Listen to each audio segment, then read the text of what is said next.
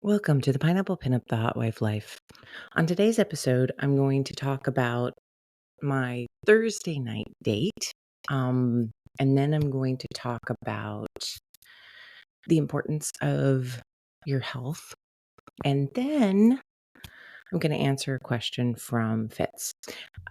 Enjoy. I knew that I was not going to be able to play over the weekend. I had family coming into town, and I knew that if I wanted to get something done, get something in, smash something, I needed to make it happen before.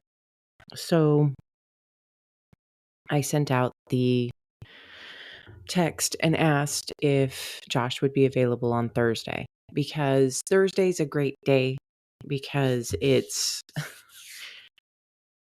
not too distantly far from the weekend, and we can get in there, play for an hour or so, and work out all of the emotions from the week so far. We really did quite a bit of playing on Thursday. He was actually close by and then drove all the way home and then drove all the way back, which was quite a waste of time and probably not going to happen in the future. But in this particular case, he ended up getting there just after or just before my husband, because my husband was coming home and I was trying to get him there so that, my husband would be like, "Oh, hey." So we ended up playing Thursday night, and it was fantastic. Now,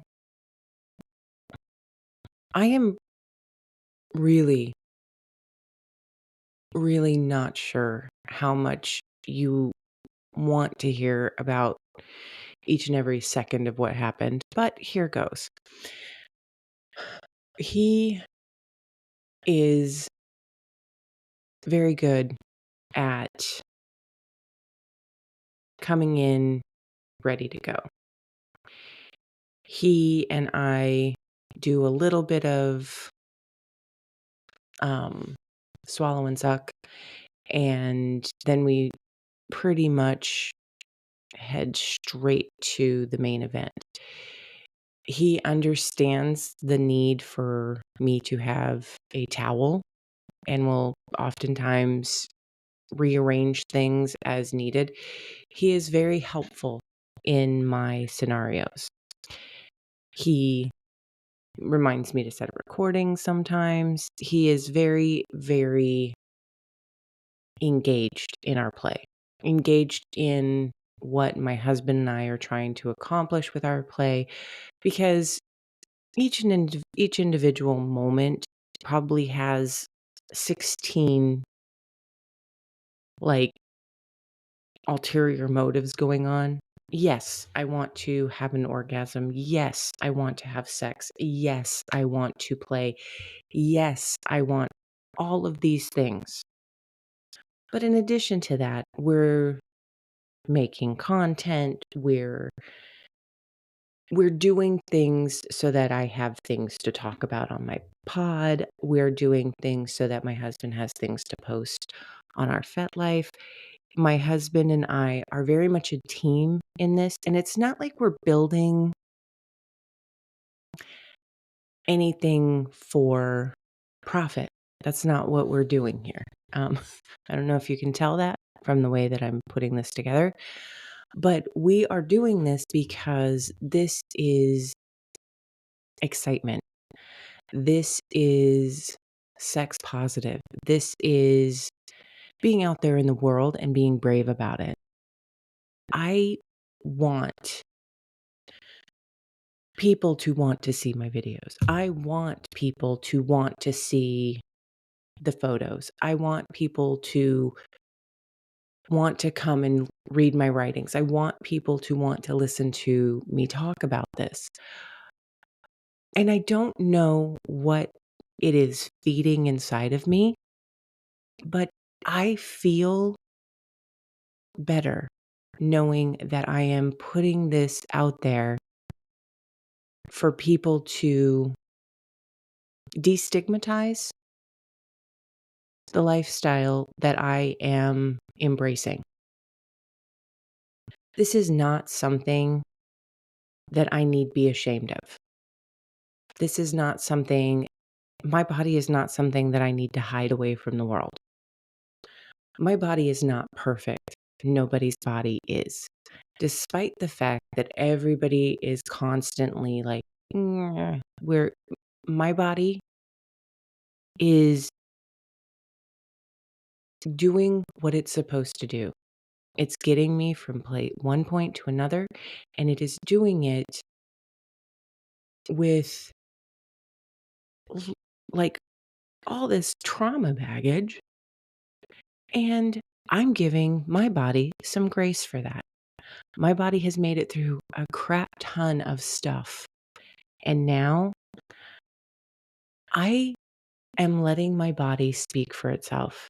I am doing all the things that make my body feel good and strong and healthy. And that's why I'm putting out content, because no matter what my size, no matter what I look like, no matter how many stretch marks I have, no matter how many weird folds I have,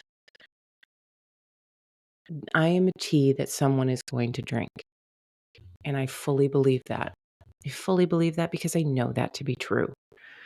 So I have my tea drinker, and he is fucking magnificent. I mean, he has a great cock.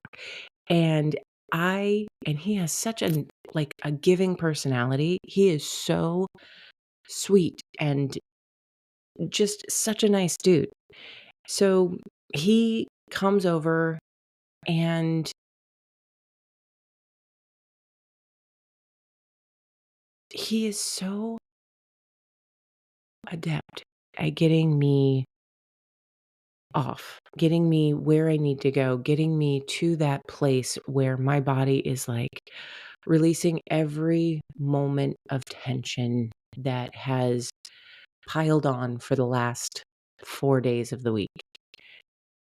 He is so good at pulling me from my thoughts and putting me into my body and giving me that opportunity to let it go.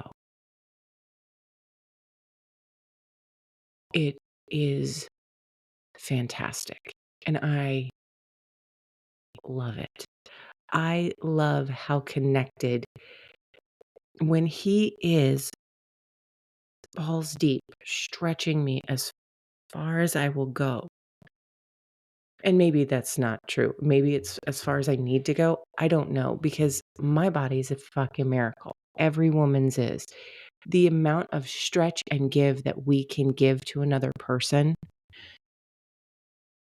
cannot be matched.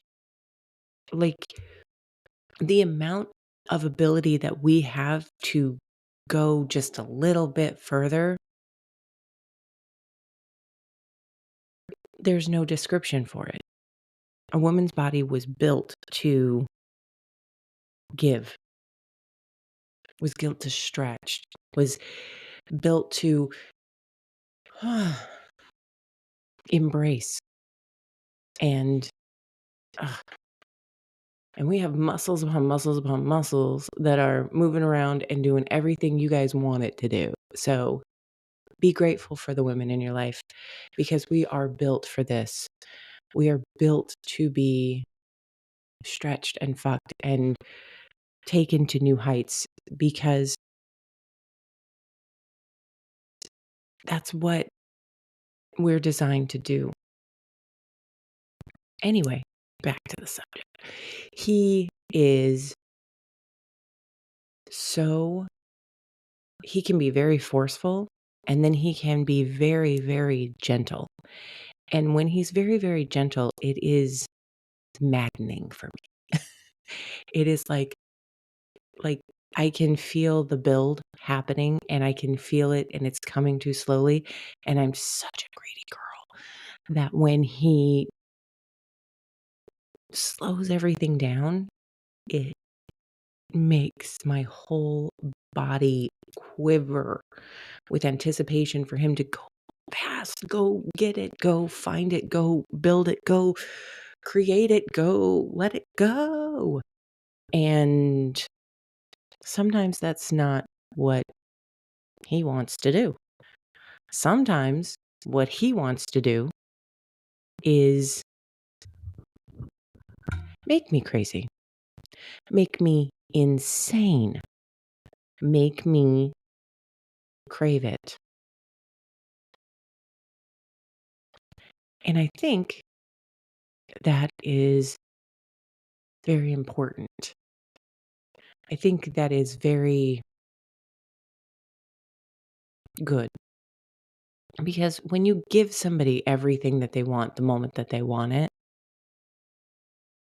it tends to take away some of the anticipation. My husband is very, very, very good at anticipation. My husband loves anticipation. My husband loves it. He sets up whole scenarios with what we're doing. He plays them out in his mind.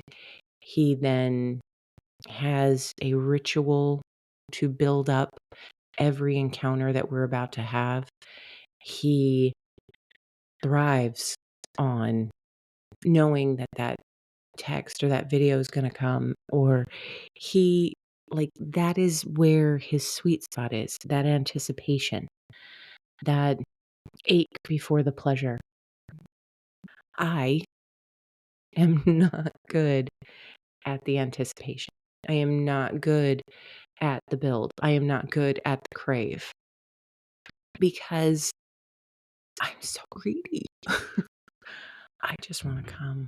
I just want to come and I want to spray everything in my path. And I want everyone to know with a firework of liquid that I have accomplished, that I have hit the mark.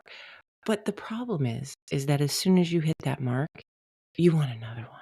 You want another explosion. And so because I'm a greedy girl, I can. I can go and get that next explosion. I think the difference for women and men is that because we're built to have multiple orgasms, and obviously every girl's body is different. Some girls can orgasm only one time before everything becomes too sensitive. But there are women like me who can orgasm and orgasm and orgasm and orgasm and orgasm and orgasm. I can orgasm as many times as you can get me there. There's nothing, occasionally my clit will get too sensitive for you to touch, but that has nothing to do with what's going on inside. You just don't touch the oversensitive outside parts because it will cause electric bolts to run down my spine. And I'm not a huge fan of being hit by lightning like that. It's it's a little bit too much. So in those moments when I can orgasm and I know that I can have another one and I can have another one and I'm like building my bushel of orgasms and ugh. When somebody slows me down and makes me dwell in the anticipation, it makes me truly nutty. And and it is, it's good. It is so good. But at the same time, it is so incredibly frustrating because I don't have I don't have to live in the anticipation because there if you give me one, more's coming. It's not like this factory is gonna shut down at a certain point. Actually, it might shut down at a certain point. We're not really sure. We've never reached the point of no more orgasm production. But I have tapped out for various and sundry reasons. Like, I've tapped out because I can get orga orgasm migraines, and I get like, there's a whole lot of reasons why I can tap out, but it's usually not because my body's like, "No more orgasms." Sometimes it's just, "Okay, I need food. I'm gonna pass out." There's other things that my body is gonna do, but I swear if you kept at it, I would probably still be orgasming. But there are other things that stop me from being able to continue playing. But in but Josh, when he came over, was really keyed up and really ready to go, and he fucked me so good. And that was the first night that week that I slept like the dead. It is so Anybody who suffers from insomnia or has had insomnia in the past knows that when you have had restless night after restless night after restless night, it feels like it's never going to end. So when you're given that gift, that sleep of just out, no tossing, no turning, just out, it is such an incredible gift. And it is such a gift that's just one more thing that Josh was able to give me. And I cannot tell you how grateful I was for that. And then, of course, my husband was very excited to reclaim me that evening after Josh left because it was very, very hot and very, very intense. And my husband gets very into the dirty talk when he's into reclaiming me. And it is hot as fuck. I'm sorry. I like words. I don't know if you've noticed that, but I like words. I like to hear the words. I like to hear him call me his good little whore. I love that. And I love it so much when he is telling me his fantasies while he's balls deep in sloppy seconds. It is so hot when he's telling me, "I can't wait until Josh can fill you with his cum." I love that. It is so hot for me. It is so hot for him, and we are so in that moment together. We're so in that moment, like, eye to eye, like, mm, achieving the same fucking thing. Like, the mental play that happens with my husband after I play with Josh or Jeff or whomever, the mental play that goes on between me and my husband is incredibly arousing. It is incredibly hot. Anyway, I'm in the mode right now where I'm trying to take care of myself. I'm trying to make sure that I am doing everything I need to do, that I'm seeing all the people. I went to the dentist yesterday. I'm going to be getting my STD results in a couple of days. There's a bunch of things that I am working on to make sure that I am fully capable of handling next steps, that I am fully able to play with one particular person bareback. I am doing all the things that I have to do to make sure that I am healthy, fit, that I'm getting the right nutrients, that I'm doing all that stuff.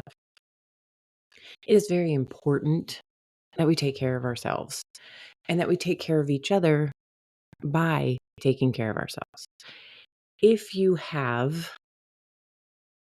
not been tested, I have there are many, many online medical test kits you can get that will come to your home and you can do them in the comfort of your own home. That's I mean, they have cancer screenings that way. And now they have STD screenings that way. Mm, It's a matter of opening the box, reading all of the directions. That always helps. Like activating your kit and then sending it back to them. That's all it takes. Um, I got a text message yesterday that they had received my package and that I would have my results in 2 to 5 days. Um, this is important, okay?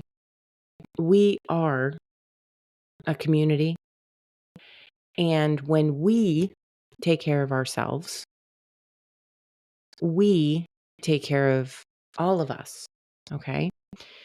Making sure that you don't have anything that you can spread to someone else, or if you do, taking precautions and letting people know that this is the risk. Because I got to tell you, a lot of times people are okay with it. People are okay with taking the precautions that they need to take in certain circumstances. Okay. Um, there are certain places where, you know, you just kind of got to be upfront. And I personally am a huge advocate for making sure that everybody stays safe by you yourself staying safe, staying healthy, getting making sure that you're going and getting regular checkups to make sure that your heart's sound enough because there would be nothing worse. I'm sorry, there would be nothing worse than having a huge medical incident happen at a party. Can you imagine? Like it's not you've got to take care of yourself, especially when you are involved in group lifestyle events. It is so important that we monitor and control everything that we can because there's so much out there that we can't control.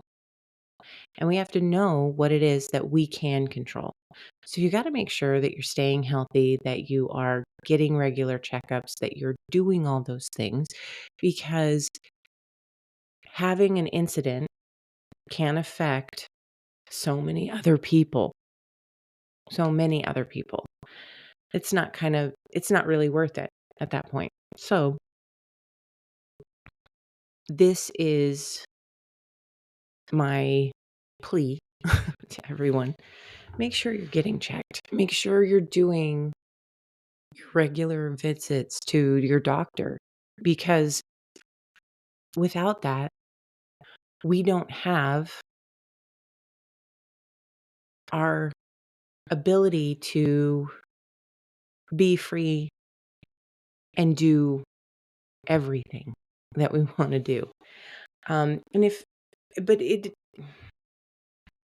if you know what's going on, if you know the truth, if you know, like, for example, if you know that you have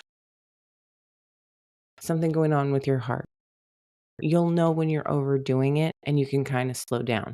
And you can know what the risks are if you don't slow down. These are all very, very important things to be able to monitor what's happening within you. Because if you can't monitor what's happening within you, then you're basically leaving it up to other people and you're leaving it up to fate. And fate fate is a fickle bitch. Okay. Fate is fate is going to take us all one day. But make sure that you're doing everything you can because ah, every nightmare I have is that I'm going to kill somebody. with my vagina. Um, and I know that's probably not ever going to happen, but it is something that like is such a trope in movies and such a trope in life, like in stories. I've actually written a story about a woman who accidentally kills her husband during sex. And it's a twisted tale and it's really perverted, but it's a trope for a reason because it does happen. So,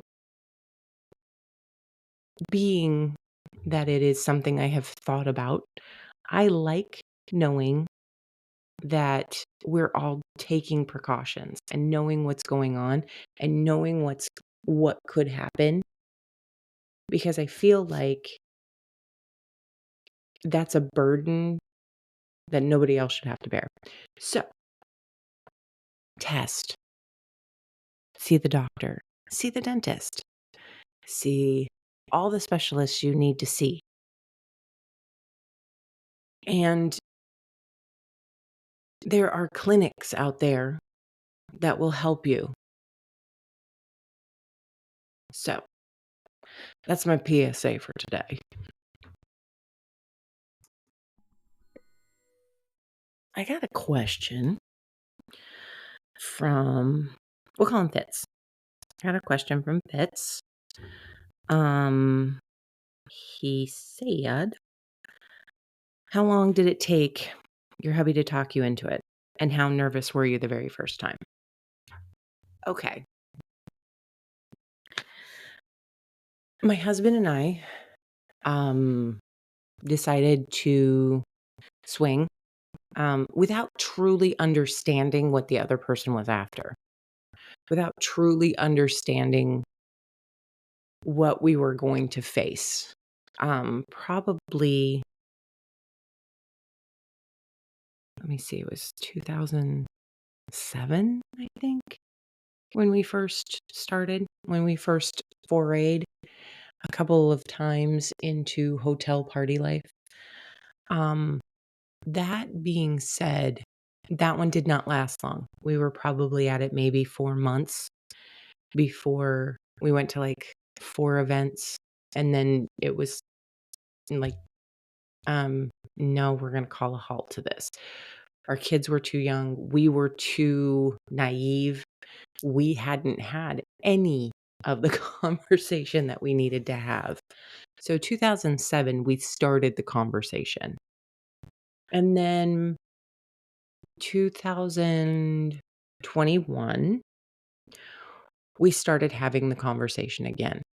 We started having the conversation again because of life events that had happened for us, things that had changed within our lives.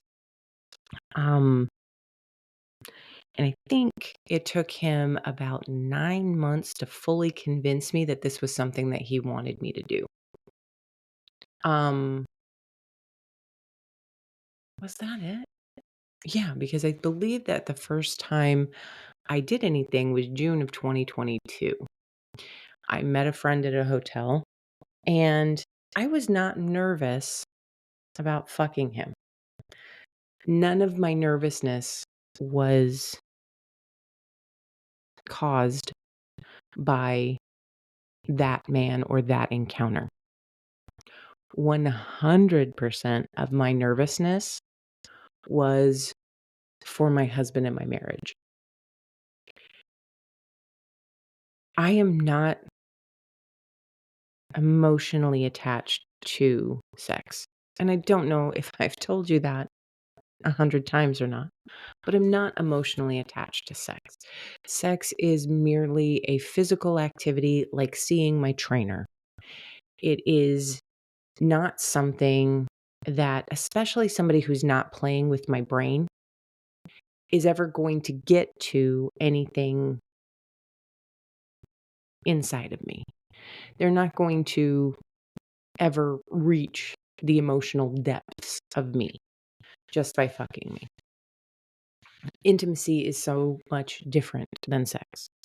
And so I was very worried about my husband. I was very worried that my husband was not going to be able to handle this, despite the fact that he had told me he would, told me he could, told me he would do all of these things, that this was something that he really wanted.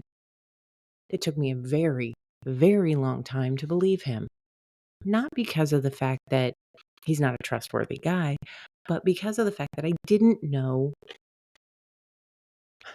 Okay, this is a man who does not have a vocabulary to explain to me what's going on with him. He either feels well or he does not feel well. And it is very frustrating for me as a person to try to get him to tell me what is wrong with him. And he has had some health concerns, and that is very important to me, that I understand what's going on with him so that I can explain it to the doctors if anything happens. This is important to me, and because of the fact that he doesn't have the vocabulary to describe that, that seems to be something that he struggles with, being able to name things, name them correctly. So when he tells me he wants this, I have a little bit of distrust that he doesn't actually mean it, that he means he likes the idea of it, but the actual participation in it is going to be too much. That is where my brain is, okay? My brain is processing the fact that he says it, but does he has he truly defined it? Has he Because I know for me, this is not a big deal. This is exercise. This is going to the gym. This is like a transaction. I'm not my husband, he's my guy. He's my partner. He's my one. And I know I'm going to go home and sleep in his bed. And the only thing that's going to prevent that is him not wanting me to be there. And that's the thought that keeps rumbling around in my brain. That's the part that made me nervous. I wanted to make sure that he was fully defining the emotion that he was going to face in this activity. And the first time we played separately. And that was probably the greatest cross we had to bear. The fact that we were not together, the fact that we could not make eye contact, the fact that we could not check in with one another. When my husband and I started playing together, when we started going to the glory holes together, and he was able to see me in that moment, giving pleasure, getting pleasure, doing those things, he was so much more secure in his feelings that this is what he wanted. He was able to connect with me during those moments and see that this was exercise. This was a trainer. This was pleasure for the sake of pleasure with absolutely no emotional entanglement on my behalf. He was able to see that, and it solidified our commitment to one another, and it gave us the opportunity to truly explore the lifestyle. This is It may have taken him a very long time to talk me into it because I could not get myself to trust the things that he was saying. But every single person is different. Every single person is different. And there are some couples that can't watch each other play, that can't be in the same room, that have to play separately. That, like I told you on the last show, that I'd met several couples where they had started out doing things together and then realized that, yes, they enjoyed the activity, but they did not enjoy necessarily seeing the activity. My relationship with my husband, and our relationship with the lifestyle is different from theirs because there is no one single way to do this. There is no one single way to play. So, whatever works for you, whatever rules that you set up, that's how you define how you play. I am very sure that my husband and I have played without my husband since then. Like, for example, I've had people come over while he's still at work, and I've texted him while he's at work to let him know, hey, so and so's coming over. But that is me including him. It's not like somebody comes over and he doesn't know anything about it. Unless I set it up as a surprise where he comes home and finds me in my bed with a man and he is shocked by it. That hasn't happened yet. I'm sure it will at some point because right now I'm still very much in the "you'll never guess what I did," kind of mentality. Like there's I am very, very bad at surprises. I'm very, very bad at gift giving because as soon as I get a gift and I just want to show it to you, I just want you to love it. I just want you to see how well I did. I I may not have mentioned this, but I am not one for anticipation. I love that eureka moment. I love that in all things in my life. So for me, to answer this question honestly, we started the discussion in 2007. We never ended up doing anything until June of 2022. So, but our conversation was not ongoing. It was not steady. I think technically it probably only took him 6 to 9 months to convince me that he meant what he said. And then we began it took him about 6 months to convince me he meant what he said, and then about 3 months for me to get the courage up to actually put the feelers out and get the whole thing done. So that was how that all went down. I hope that answers your question. Thank you for listening to today's episode. I really hope you enjoyed it. If you'd like, you can find my Insta in the description of the show. And if you would like to send me a question or chat about anything, you can DM me on the socials or you can email me at pineapplepinuppod@gmail.com.